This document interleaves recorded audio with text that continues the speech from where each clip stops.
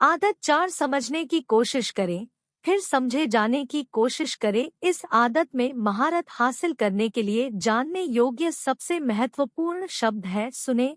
अपने सहकर्मियों, परिवार, दोस्तों, ग्राहकों की बात सुने, लेकिन जवाब देने, समझाने या चालाकी करने के इरादे से नहीं।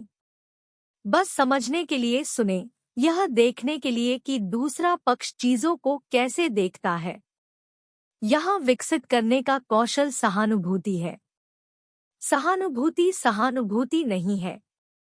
सहानुभूति एक प्रकार का समझौता है, एक निर्णय है। सहानुभूति पूर्वक सुनने का सार यह नहीं है कि आप किसी से सहमत हो, यह है कि आप उसे भावनात्मक और बौद्धिक रूप से पूरी तरह से समझते हैं। सहानुभूति पूर्वक सुनना कानों, आंखों और हृदय से होता है, महसूस करने के लिए, अर्थ के लिए। यह शक्तिशाली है क्योंकि यह आपको अपने विचारों और उद्देश्यों को प्रोजेक्ट करने और मानने के बजाय काम करने के लिए सटीक डेटा देता है।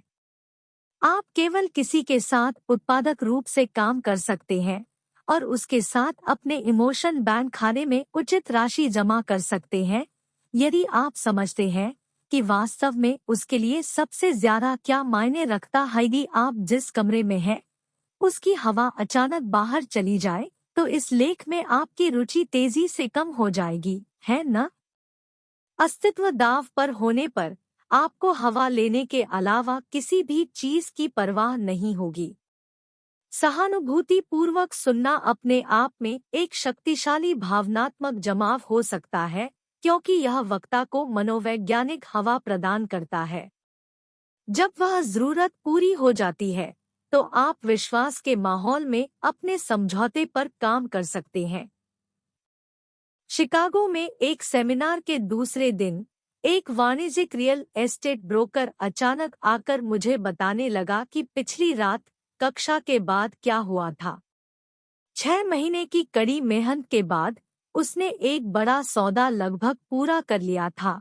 फिर अंतिम समय में ग्राहकों की रुचि कम होती दिखी। दूसरे सौदे वाले दूसरे एजेंट को लाया गया और वे उसके बदले दूसरा सौदा लेने के लिए तैयार थे।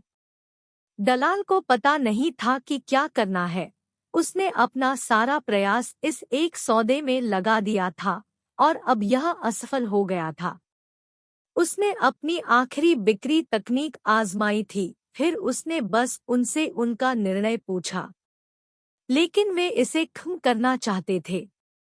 तो वह गुस्से में आ गया और अपने समकक्ष से कहा, मुझे देखने दो कि क्या मैं वास्तव में समझता हूँ कि आपकी स्थिति क्या है और मेरे प्रस्ताव के बारे में आपकी चिंताएं क्या है।